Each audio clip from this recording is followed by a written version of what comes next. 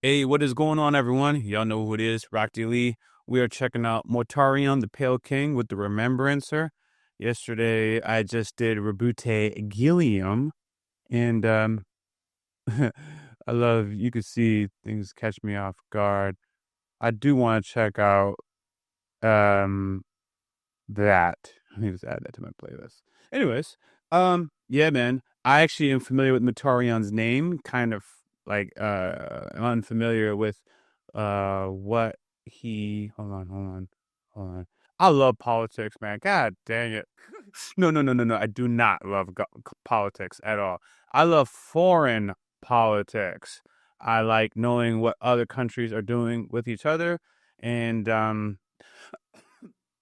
that being said, you can see why I'm fascinated with Warhammer and which parts of the story I like. I like the religious aspects and the military aspects and strategy against each other, which comes down to the fact that I've updated my list. I do take notes, guys, because I have a poor memory. I pronounce names bad, and I remember poorly.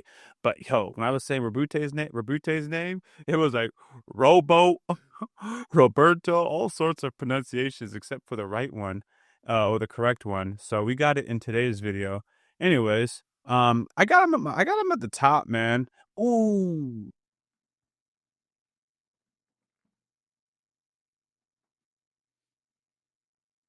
yeah, it's funny. I watched two videos and I didn't realize in the first video of him that it was Roman inspired. But yeah. I really like him, and I need you guys to understand that I am not picking Rude Gilliam because he succeeded the Emperor. I find it all the one protagonist that you pick as your top guy so adamantly. I mean, there was Lehman, Roos, and Khan, but Rabute is the one I got really excited about. Is people gonna think like I picked like the strongest or whatever. I actually don't know he's the strongest. I would assume Sanguinius would be the strongest Primarch, but hey. I love Roman and Greek mythology and their cultures. I also like Korean culture, very much like Asian culture. I like Khan a lot, but like my favorite character in history is Julius Caesar. Just love everything about Rome. I think you guys saw me do a video and I thought the homie made a reference to Spartacus. Where did I watch? What video did it doesn't matter. I'm not gonna spend too much time figuring that out. So I've enjoyed Spartacus. So Rebute Gilliam just got everything. A good guy, emperor of Rome kind of thing, but like a good emperor. Oh, you know what I'm also reading? The Daily Stoic with Marcus Aurelius. I'm reading that right now. Anyways, I just liked it. So it's all just coming together. I didn't get this crown before or after Rebute. I just had it. I just got a Roman laurel. I think that's what you call it. Just for the love of the game, man. So, anyways, that's my boy. Let's get into Mortarion. Oh, there's another reason I do like him. I like the propaganda of loving the emperor of mankind. That statement is awesome.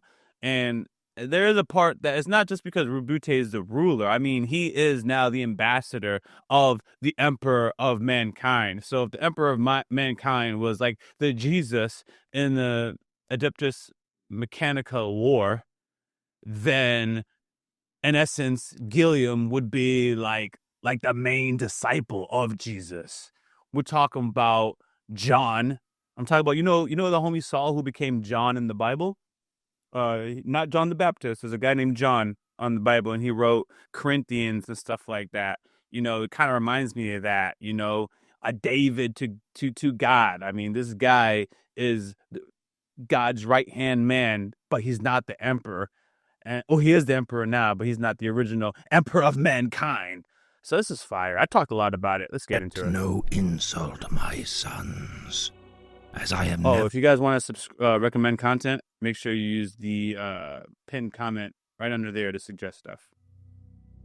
Forget no insult, my sons, as I have never forgotten those of my father, of the Emperor, nor those of Horus. Forget no insult, my sons.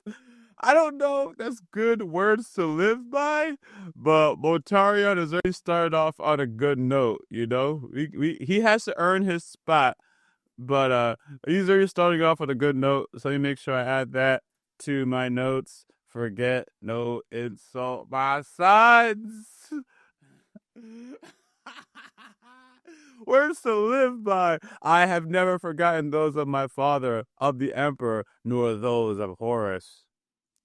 Forgive no slight or grievance. Spittin'. Hold your bitterness deep within you, Spittin'. and there let it fester. Let Let it roil and squirm and churn, until you are filled with bile so poisonous that all you touch falls to ruin.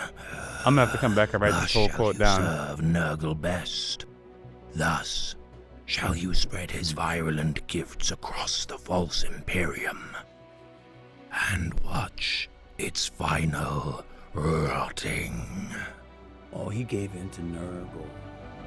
I remember which one that was. There was one that looked like, though demigods of humanity, would not be without. I remember in the last video there was a Primarch, and he didn't look actually so disgusting. But I was like, he's on the side of Nurgle in the last Gilliam video. So I got him. Yeah, he was spitting until the Nurgle part. I was like, ew. Out flaws. Brashness, arrogance, and pride would mark the fall and disgrace of many of the Emperor's sons. For even in his most loyal champions, they would lay bare their most exploitable weaknesses in personality and resolve.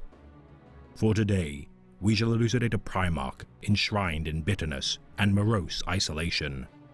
The Primarch of the 14th Legion, Mortarion. During the scattering of the Primarchs, the 14th child of the Emperor would be transported to the death world of Barbarus. Wreathed in deadly toxins, the steam-fueled contraptions of the planet would heavily influence the demeanor and temperament of the Primarch's personality. The populace would be— Give me a second. You guys see that I'm distracted. I'm not trying to be. There's something in my settings that's throwing me off. I don't like it. What's going on here? Give me a second. Oh, there it is. All right, I fixed what was bothering me. I was like, what the be hell? ruled by inhuman necromancers, and temperament of the steam-fueled contraptions of the planet would heavily influence the demeanor and temperament of the Primarch's personality. The populace would be ruled by inhuman necromancers, empowered by the influence of chaos, whilst Barbarus's human inhabitants would attempt to farm the land for a meager existence within the small pockets of the world not sullied by poison. I see how you joined Nurgle. Constantly wary of the creatures spawned by the necromantic overlords of the planet. The humans would toil in ignorance as the Primarch's gestation pod would be discovered. Among the ceaseless battlefields between the overlords of Barbarus, one such tyrant would discover a child among the corpses of the war zone. Perplexed at the child's tolerance to the noxious air of the land, the overlord would find the infant screaming among the dead. The High Overlord, Nikea, would see an opportunity for his superhuman foundling to become the heir to his legacy. Wow. Naming the child Mortarion, or Child of Death in Barbaran native dialect, the Primarch of the 14th would be housed within a small tower enveloped in the planet's toxic fumes. The High Overlord of Barbarus would diligently build his own lair within the most toxic peak of the planet's mountains. Mortarion's superhuman resistance to poison and disease would be pushed to its limit as the maturing child's lungs fought desperately to filter the miasma with every breath. This is crazy. Gifted with a voracious hunger for knowledge, Mortarion would be tutored by his captor in all manner of battle doctrines and arcane arts. Yet as the child matured, his mind would come to question the lot of Barbarus's human populace and the manner in which they would be treated. Questions which would go unanswered should the young Primarch remain in captivity.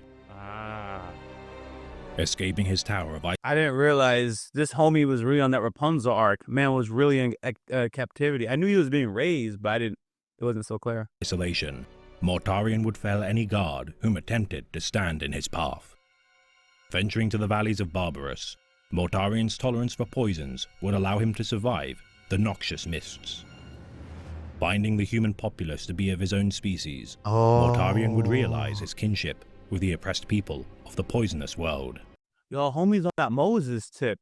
Interesting, there's a guy named Barbarus. Slow to trust the Primarch, the Barbarians would see the child of the mountains to be an unnatural interloper into their ranks. Such opinions would be short-lived with the Primarch's defense of the settlement from the attack of a horrific creature. Dispatched by a rival overlord of the Necromancers, the settlers would stand little chance of defending themselves from the monster's rampage. Yet with the intervention of Mortarion, armed with a large harvesting scythe, the monster would be slain. That becomes his main Necromancer weapon. overlord would smirk at the upstart defender of Barbarus as he retreated back into the poison mists, yet would be shocked as the Child of Death charged into the noxious fumes and cleaved him in two with his scythe. Championed by the people of Barbarus, Mortarion would use his knowledge, bequeathed from his foster father, to reinforce the settlements of the valleys. Yeah, he really is Moses. Creating strongholds and traveling from settlement to settlement, Mortarion would transform the disorganized and vulnerable citizens into a resistance militia. Recruiting the most durable and bold men of the settlements into a band of warriors, Mortarion would train his lieutenants, capable of leading small battalions. Incorporating artificers and blacksmiths to create weapons and armor for his men, Mortarion's band would soon be equipped to venture into the poisoned wastes of the world and fight at his side. Wow. His so-called Death Guard would battle against the hordes of the Necromancers, and with each victory, hone their martial prowess and adapt their armor to endure ever-increasingly deadly environments. That's badass. Besting the overlords of the planet, only one trial would stand in their way before the world of Barbarus would be rid of the malevolent curse of its ruling tyrants. Mortarion's foster father, Nikea, and his fortress within the most deadly peak of the mountains. Yo, Mortarion is kind of bad, son. Yo, his father taught him, raised him, and I don't see any hesitation in Mortarion running the ones with this man's army. I'm not sold just because you saw people who look like you that you don't have any second guesses, unless he was just being, other than being a captive, it was just terrible living circumstances. I'm kind of like, yo, you kind of a traitor, Mortarion. I'm kind of looking at you funny. Respectfully.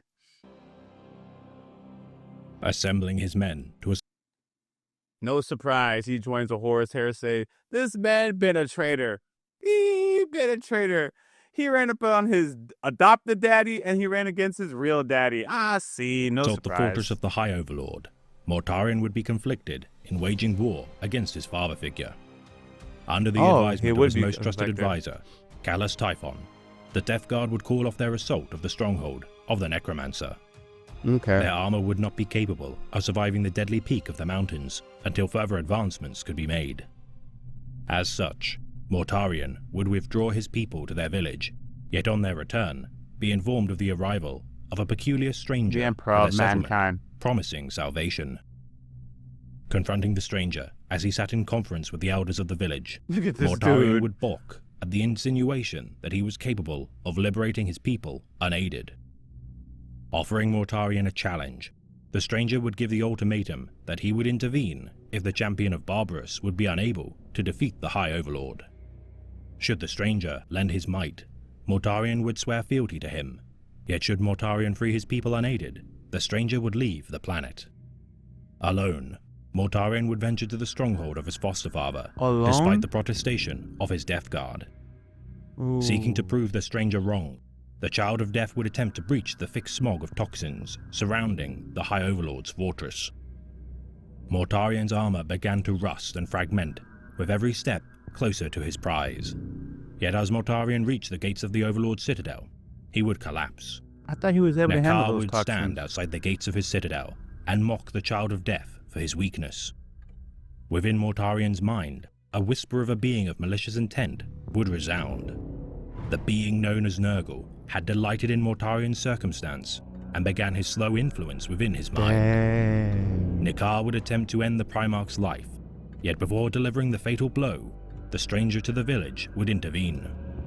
Slaying the High Overlord with his sword wreathed in flame, the stranger would save the life of the Child of Death. The Child of Death didn't ask for it. Recovering from the ordeal, Mortarion would, true to his word, pledge his fealty to his revealed true father, the Emperor.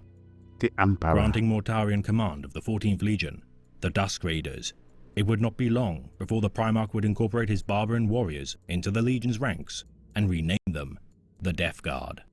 Awesome. Yet despite the Emperor's salvation of his homeworld and the death of its tyrannical overlord, Mortarion's pride would be irrevocably damaged. Denied vengeance against his life's tormentor, Mortarion would bear a grudge against the master of mankind which would never heal. This guy's With a time, hater. Hates his the dads. slight submerged deep within his psyche would be nurtured and exploited by the plague god, Nurgle. Nurgle. For Mortarion's descent into the thrall of chaos had already begun. Rallying his new legion and restructuring its ranks to reflect his homeworld's cultural trappings, Mortarion would be a striking figure to his Terran-born Astartes. The manifestation of the ancient Terran figure of the Grim Reaper, the Lord of Death would utter a simple axiom to his legion. You are my unbroken blades. You are the Death Guard. By your hand shall justice be delivered, and doom shall stalk 1,000 worlds. What a statement. Striking fear into the hearts of the Imperium's foes. I love sentence structures like this. You guys know I pause on them a lot. Doom shall stalk the outer worlds. What was it? It don't really matter. It was just, hold on. You are the Death Guard. By your hand shall justice be delivered, and doom shall stalk 1,000 worlds. I love that sentence because it's not saying that 1,000 worlds are going to be destroyed, but doom is just right there, right at their front gate. We don't know when it's going to happen. Shout out to the Archon. We don't know when it's going to happen. It's just going to happen one day, and it's creeping up on them. It's stalking them. It's a great description. I'm gonna screenshot that. Sorry, my mind went blank because I was like, that's what I should have did the first time. I'm gonna screenshot it because I just love writing styles like this, and I would like to be able to write like that. Doom shall stalk 1,000 worlds. Striking fear into the hearts of the Imperium's foes, the 14th Legion would trudge a relentless path of destruction in the Emperor's name. Drafting recruits exclusively from Barbarus, the Terran cultural heritage within the Legion would erode with time, creating tension with... I know I'm tired. You're gonna see me like yawning, but the content isn't boring me. I'm loving it. It is what it is as far as my energy levels. Within the Legion, as the Great Crusade waged on, the Terran Astartes of the 14th would dwindle. The Death Guard would bring compliances to the Imperium with the fervor of liberation. Never pausing their crusade, as each world fell to their scythes, the Death Guard would resupply their might in transit to their next objective. I was going to Never ask, how do they keep reinforcing or garrisoning worlds people? Brought into their compliance, the Death Guard would sow death and reap their harvest of souls. What? Fueled by a desire to Give me a cleanse second. humanity of terror, would sow death and reap their worlds brought into Never their compliance. reinforcing The Death Guard would sow death and reap to their compliance. The Death Guard would sow death and reap their harvest of soul, never reinforcing its final rotting. Drafting recruits exclusively from Barbarus, the Terran cultural heritage within the Legion would erode with time, creating tension within the Legion. As the Great Crusade waged on, the Terran Astartes of the endless path of destruction in the Emperor's name. Drafting recruits exclusively from Barbarus, the Terran cultural heritage within the Legion would erode with time. Oh, I see. Creating tension within the Legion. As the Great Crusade waged on, the Terran Astartes of the 14th would dwindle. The Death Guard would bring compliances to the Imperium with the fervor of liberation. Never pausing their crusade, as each world fell to their scythes, the Death Guard would resupply their might in transit to their next objective. Never reinforcing or garrisoning the worlds brought into their compliance. It seems that they would beat people into submission and then just leave. And then I guess some other threat or whatever would just body these people because they, I think it's straightforward. Brought into their compliance, the Death Guard would sow death and reap their harvest of souls.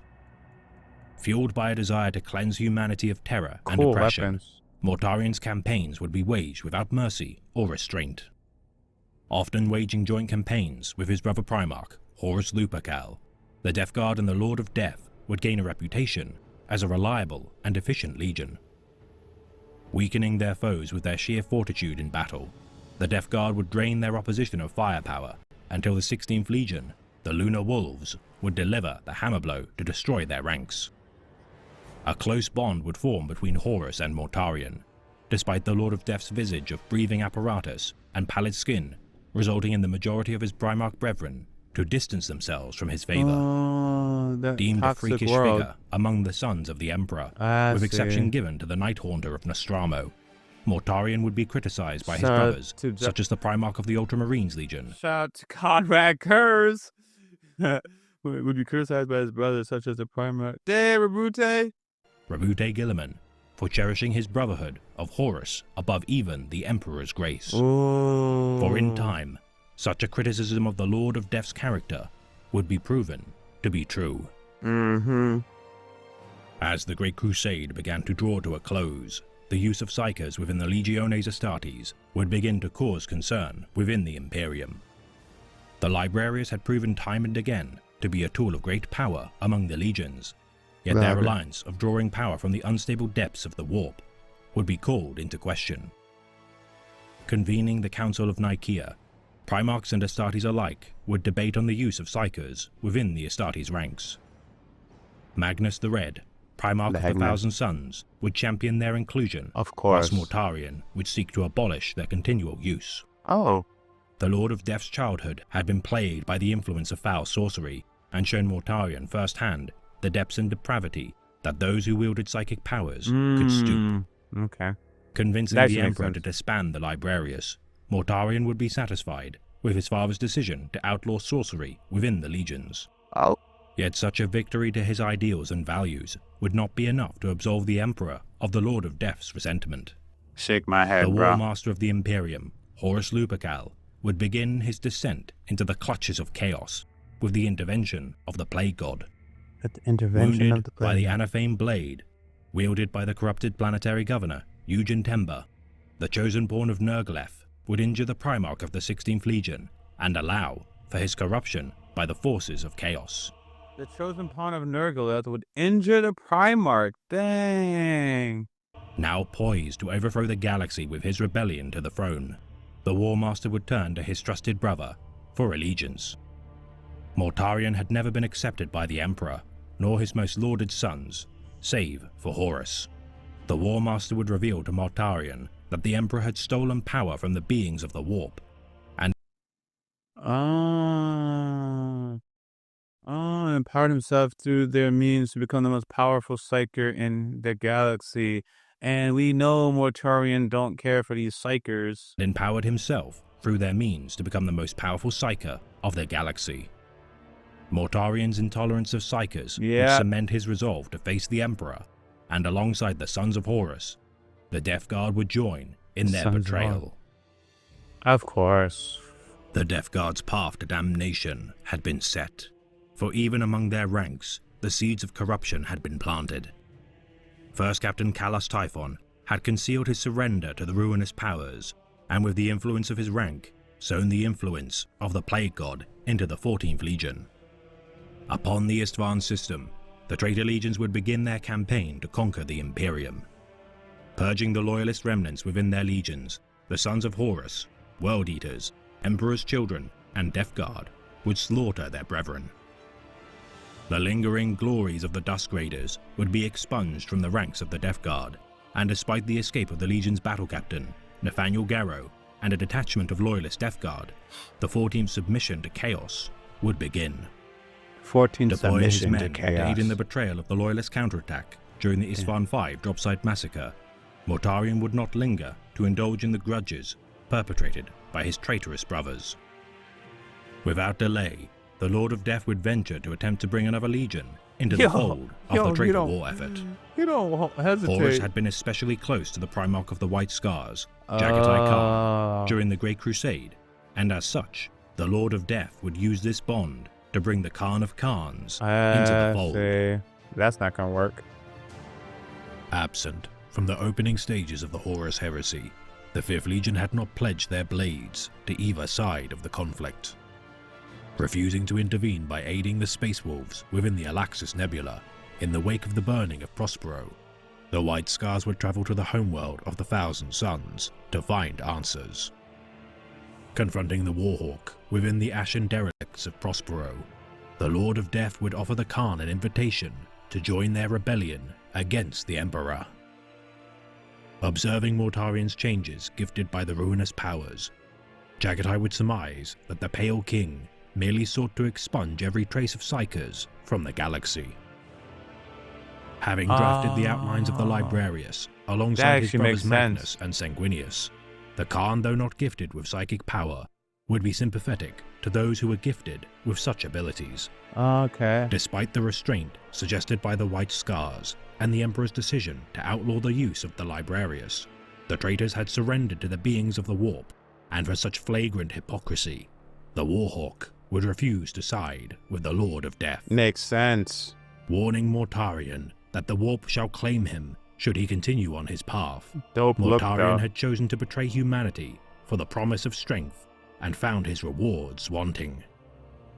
The Kargan would state that the Primarchs were not empire builders, for only the Emperor could be capable of leading humanity. Enraged at the Khan's refusal to join the traitor legions, Mortarion and his Death Guard would battle the White Scars and their Primarch. The Keshig and Death Shroud would clash as the sons of the Emperor circled one another. The Death Lord and Kargan would clash, their blows matching one another in a battle between speed and constitution. Sometimes between calling him the Death Lord and Mortarion, I can see how I would get confused early on picking up with various names. So sometimes I just gotta be exposed over and over and over again. Cause I've seen Khan's videos, so I know that I know this guy, but it is what it is. Yet with the arrival of the Death Guard fleet above Prospero, Mortarion would retreat from the fray. With the Second Battle of Prospero ended and his attempt to recruit the 5th Legion failed, Mortarion would command his fleet to purge the planets of the Prosperine system. I like Mortaro, For the Lord of Death sought answers within the bones of the Crimson King's I empire. like him. Upon the Mandeville Point during 007.M31, Mortarion would descend upon the world and capture one of its inhabitants. Possessed by a demon of the warp, the captive woman shackled within the Death Guard flagship, Endurance, would reveal its nature to Mortarion.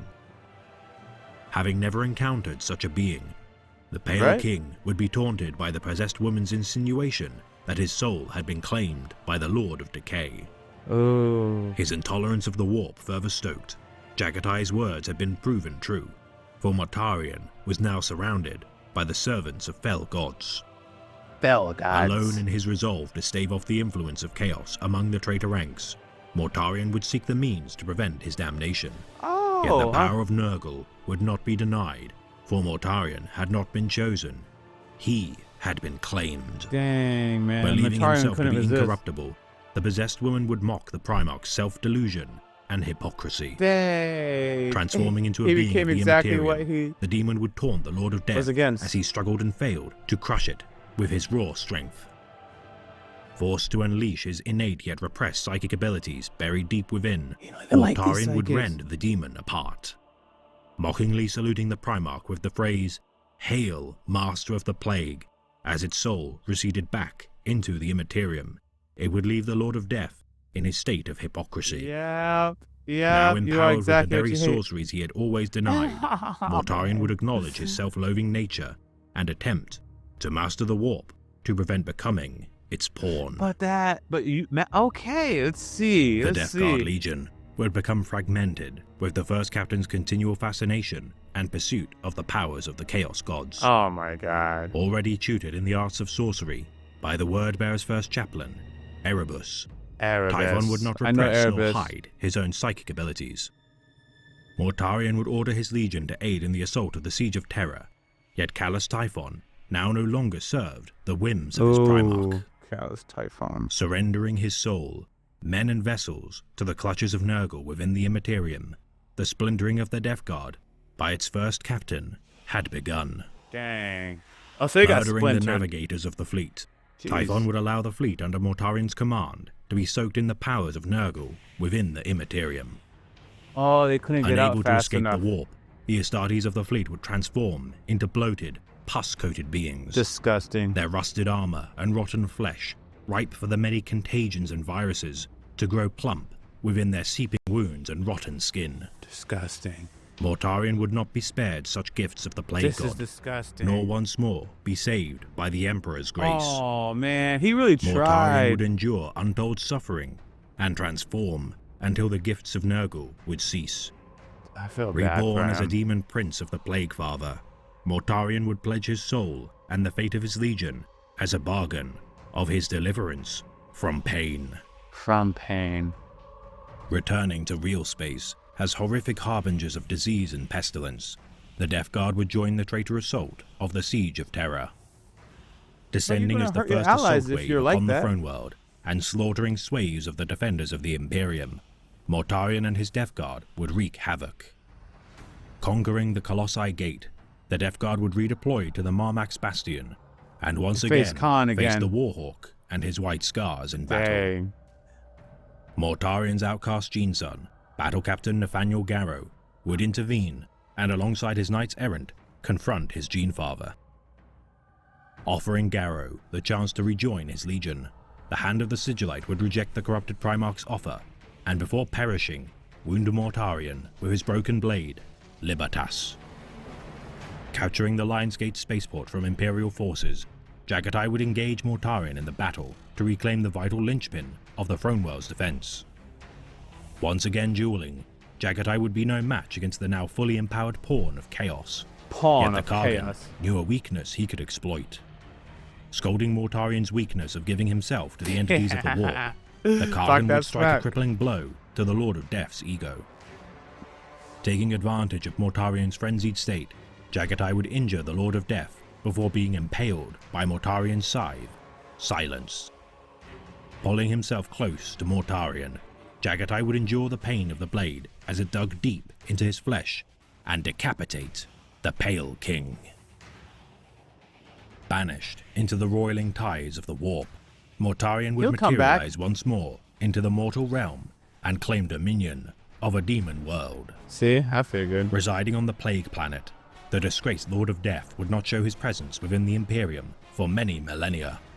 I wonder why. His Plague Marines of the 14th had failed during the Siege of Terror, and the Horus Heresy had been thwarted by the maybe Emperor because he has no more and the people, loyalists no to more the Gene throne. Sons.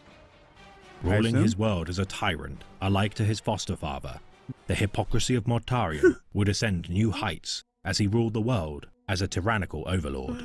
This guy's hilarious. Ascending fully into the form of a Massive demon prince, hypocrite. Mortarion would rule his kingdom as the Death Guard splintered into warbands of varying loyalties. Okay. Yet I with the should say there's dawn no more of the left. 41st millennium, the Pale King would return to real space. During 901.M41, Mortarion would slay the Supreme Grand Master of the Grey Knights, Cornavin, and be banished by his successor, Kaldor Drago. Carving his predecessor's name onto Mortarion's heart, Mortarion would temporarily be banished once more to the Immaterium. However, the birth of the Cicatrix Maledictum across the stars would herald a new dawn for the Death Guard. The Great Rift would demand opposition, and with the return of the Avenging Sun, Rebute Gilliman, Mortarion would wage his great plague war upon Ultramar. Seeking to corrupt Macragge and its subordinate planets and spread the Garden of Nurgle across the bones of their ravaged husks, the Pale King would be confronted by the Ultramarines and their Primarch. Dueling Gilliman upon the world of Ajax in single combat, the culmination of the Plague Wars would see Mortarion slay the Primarch of the 13th. Resurrected by the Emperor, through Gilliman, the Master of Mankind would banish Mortarion once more and deal a wound upon the Plague God, Nurgle. His garden burning and champion defeated, Nurgle would be displeased with his chosen Primarch as he tends to his wounded pride and ambition. Yet one day... I'm just going to say my dumb statement. This is when Gilliam... This is the same guy that Gilliam was fighting and got killed. Light lost his eyes. But the Emperor of Mankind spoke through Gilliam. Was like, you ain't gonna do shit. chaos homies. And then Gilliam was like, I'm coming for, between Gilliam and the Emperor, there was like, I'm coming for you, Nurgle, and tell your brethren I'm coming for all of them. Mortarion was the big opponent that Gilliam was fighting. Okay. Man, there's a lot of pieces to keep together, keep track of, but I'm getting there. The Prince of Decay shall return to wreak untold miseries The Prince of upon Decay. the galaxy. Now I do not accuse my brother of such barbarism, but no evil begins with such monstrous acts. Yes. If it did, no sane man would ever consider it. No, it begins slowly. A small step here, a small step there. By such acts is a man's heart turned black and rotten. A man may begin with noble intentions, believing that such small trespasses are minor things compared to the good he will do at the end of his course. But every act matters. From the smallest to the greatest. From the smallest to the greatest. If you guys ever read the book Atomic Habits, if you're trying to build good habits, they'll even tell you the small habits compound over time. And wow, some will say even everything is compounding. So you do a little bad here and there, before you know it, you're all the way into evil, man. Sometimes you can't pick and choose, but you know, every one of us dabble in the gray. I love Mortarion's character. I do. So where am I gonna place Mortarion? I'm placing him at number 9. No. I'm not gonna take out the homie Regal Dorn so easily. It's getting tough. It's getting tough because I like him and I like everybody. The only one who I don't feel any connection with is really that Pizza Robble guy, just keeping it real. But like 11 through 1, I like all of them. I really like how, let me add to my notes. I enjoy how hypocritical Mortarion. I like flawed characters. And even though my favorite character is virtually perfect,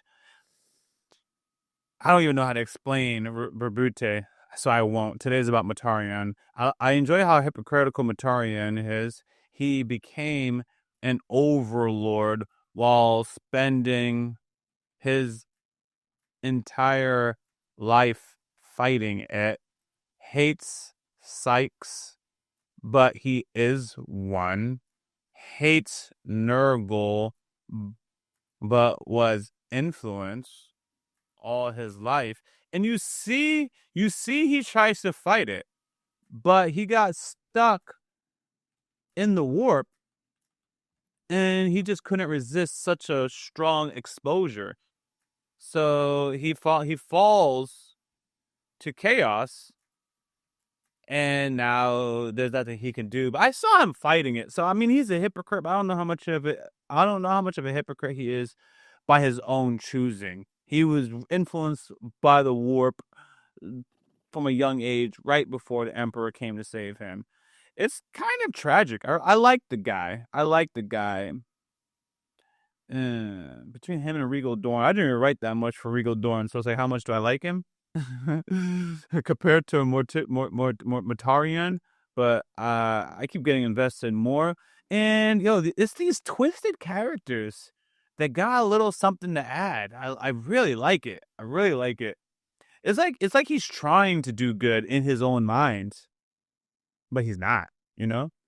Anyways, I don't really have too much to say at the end of the video, but I enjoyed it. Very, very fantastic character. So thanks for watching this video with me, guys. I'm going to keep posting more, and look for the pinned comment if you guys want to recommend things. See, look at this. Mortarion was one of the best Primarch story-wise. I especially love how he became the very thing he hated. Exactly what I said, man. And exactly what I said. Me too, man. Me too. I love that part about him. And that's it. Hey, if you guys want to recommend things, check out my pinned comment. It's dope if you guys use links to the YouTube videos. You guys see the kind of characters I'm interested in. I do guys circle up to the battle sisters later. and I haven't checked them out. So I think that's gonna be my next video, and I'm gonna keep going down the list with the Primarchs. And I also was recommended to check out things like Warcraft versus StarCraft, Warhammer versus StarCraft, or Warhammer versus other worlds. So I'm kind of interested in doing the videos like that. And I have League of Legends as a world I want to get to know, but Warhammer has so much I don't know. I don't know. At one point, I should also add other things I want to learn about. And I also was like, you know what I could do? Because I don't know how much Warhammer videos one Warhammer fan would watch on this channel. So I'm like, I could do like 3-4 Warhammer videos a week, keep that consistent. As you guys have seen, I've been able to do that. And then throw in like a League of Legend videos, like in addition to. And if you guys aren't interested in that, so be it. But you guys are still getting your consistent dive. Anyways, guys, I am out. Thanks for watching. As always, thanks for supporting this channel. If you don't know, we do have a Patreon, and it's free to join. You can stay updated, suggest content, or vote on polls. If you're interested in our uncut and early reactions to anime, K-drama, Western shows, and movie reactions, which include exclusive reactions not found on YouTube, you can join the upper tiers on Patreon, or you can stick with the edited content right here on YouTube. We got Yaboyrocklee Reactions also in the description of this video. Until next time, I'm out.